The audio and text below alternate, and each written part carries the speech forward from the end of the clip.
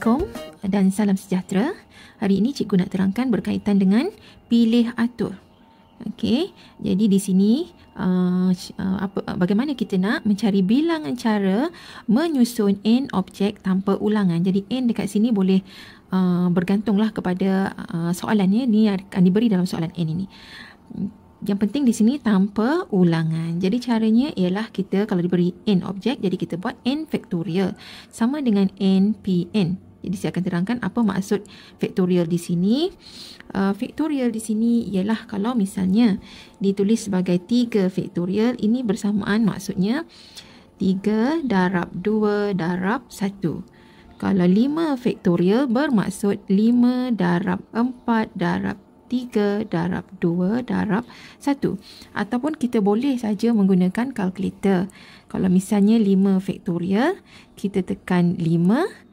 Lepas tu, tekan faktorial tu ada di sini. Okey, jadi tekan shift, tekan. Dia akan keluar faktorial. Jadi sama dengan. Jadi dia terus keluar jawapannya. Okey, jadi itu maksud faktorial. Pendarapan nombornya yang dari besar menjadi semakin kecil sehingga 1. Okey, mari kita lihat contoh yang pertama. Berapakah bilangan cara menyusun perkataan COVID tanpa ulangan? Okey, dia akan sebut dekat situ tanpa ulangan. Ini yang penting perkataan tanpa ulangan ni. Jadi kalau kita tengok di sini, bilangan cara menyusun n objek tanpa ulangan. Jadi di sini n objeknya kita ada 1, 2, 3, 4, 5. Okey, jadi ada 5. Jadi kalau n faktorial, jadi kalau 5 boleh tulis sebagai 5 faktorial. 5 faktorial ataupun boleh bermaksud 5 darab 4 darab 3 darab 2 darab 1. Ataupun kita boleh guna kalkulator terus, iaitu tekan 5, tekan shift, tekan faktorial di sini. Dan kita akan dapat jawapannya ialah 120. Jadi jawapannya ialah 120. Selain daripada kita guna 5 faktorial, kita boleh juga buat npn. Jadi kita ada 5 huruf. Ada 5. N ni bergantung pada objek ini. Ada berapa huruf? Ada 5. Jadi kita buat 5. Kemudian P 5. Kita ada 5 huruf. Kemudian yang kita nak susun pun 5 juga. Jadi 5P5. Yang ini kita boleh guna kalkulator juga. Iaitu tekan 5. Tekan shift. Tekan di sini NPR ni. Tekan di sini dan lepas tekan shift kita tekan darab ini, keluar P, lepas tu tekan 5. Jadi 5P5. Jadi dapat jawapan pun sama juga, iaitu 120. Okey, itu contoh yang pertama. Contoh yang kedua, cari bilangan cara menyusun kad di bawah. Jadi kad ini ada nombor, mengandungi nombor 1, 3, 7, 9. Jadi bagaimana? Berapakah bilangan cara kita nak susun kedudukan yang berlainan untuk nombor 4 nombor ini? Jadi caranya ialah kita buat, kalau ada n objek, n faktorial. Jadi kalau ada 4 objek yang berlainan, jadi kita buat 4 faktorial. Okey, sama ada kita nak buat 4 darab 3 darab 2 darab 1, ataupun kita terus saja tekan kalkulator, buat 4, tekan shift, tekan faktorial di sini. Jadi dapat 24. Satu lagi cara ialah kita guna P, pilih atur yang ini. NPN.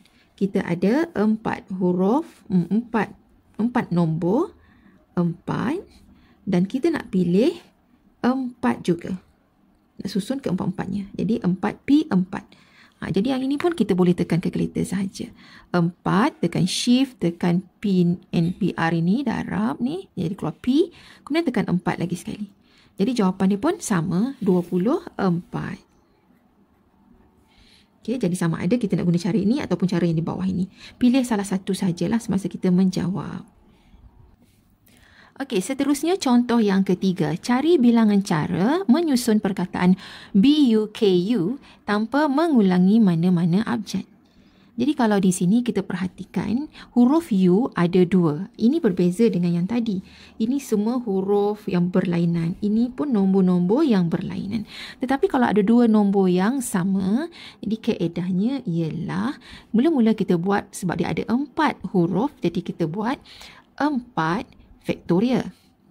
Untuk mengelakkan dia berulang antara U ini dengan U ini berulang, jadi kita kena buat U sini ada 2.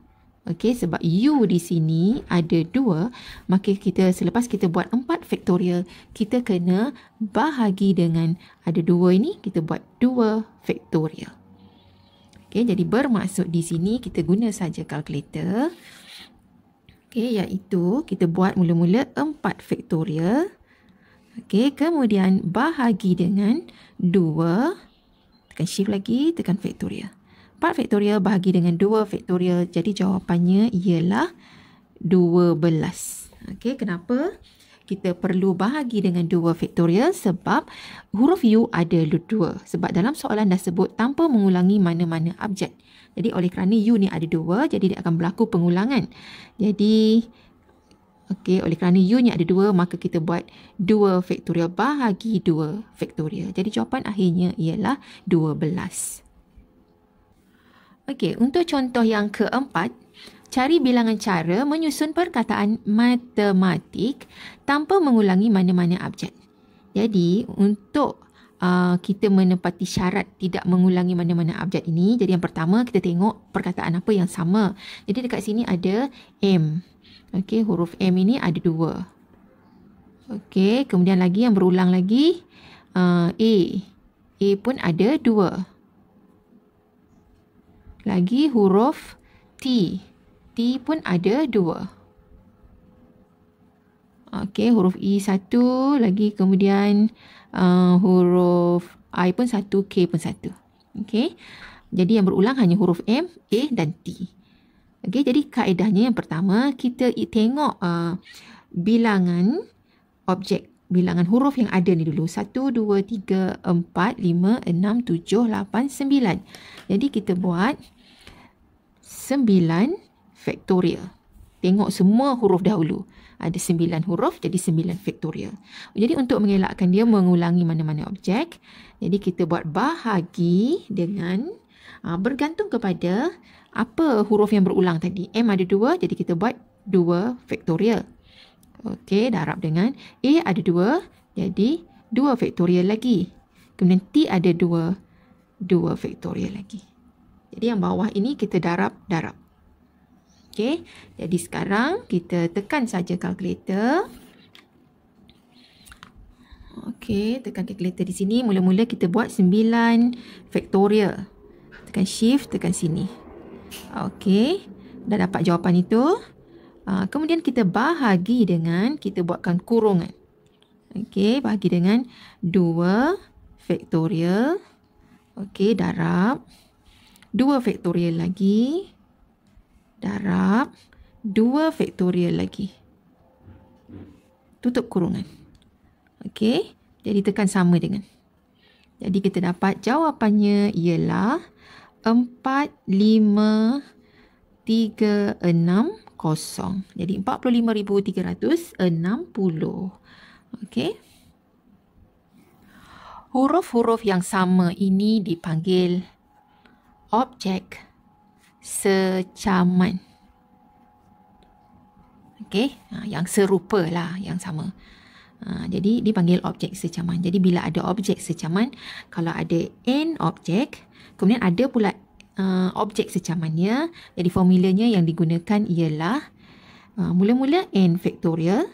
Kalau ada n objek, n faktorial atas dia bahagi dengan yang objek secaman itu. Katalah sini ada A faktorial, B faktorial, C faktorial. Bergantunglah kepada apa dia objek-objek yang secaman, iaitu objek yang sama macam ini.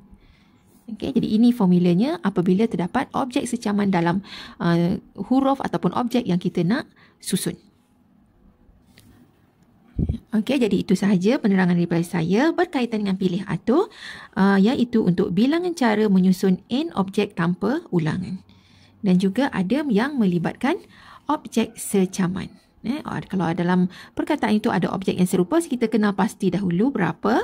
Kemudian kita buat bawahnya itu bahagi dengan berapa bilangan objek berkenaan yang kita faktorialkan dia. Okey. Seterusnya, jangan lupa untuk lihat video yang berikutnya nanti.